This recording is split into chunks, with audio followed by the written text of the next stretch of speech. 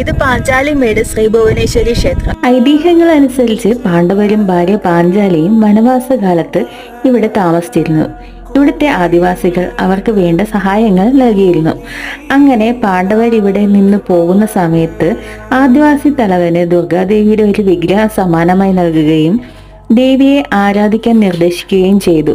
എന്നാൽ ആദിവാസികൾ അവരുടേതായ പൂജകൾ ചെയ്ത് ദേവിയെ ആരാധിക്കുകയും അപ്രതീക്ഷിതമായ സംഭവങ്ങൾ ഉണ്ടാവുകയും ചെയ്തു. അങ്ങനെ ഈ സ്ഥലം അവർക്ക് താമസിക്കാൻ പറ്റാതായി മാറി.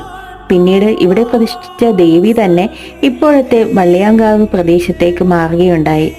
അങ്ങനെ പാഞ്ചാലിമേട് ദേവിയുടെ മൂലസ്ഥാനമായി മാറി എന്നാണ് ഐതിഹ്യം. ഇവിടെ ഭദ്രകാളിക്ക് ചെറിയ ഒരു ശ്രീകോവിലുണ്ട്. ഉപദേവതകളായ ശിവൻ, അയ്യപ്പൻ, കൃഷ്ണൻ, നാഗരാജാവ്, നാഗയക്ഷി എന്നിവരുടെ പ്രതിഷ്ഠയുമുണ്ട്. വിനോദസഞ്ചാര കേന്ദ്രമായ പാഞ്ചാലിമേട്ടിലെ ഈ ക്ഷേത്രം തിരുവിതാംകൂർ ദേവസ്വം ബോർഡിന്റെ കീഴിലാണുള്ളത്.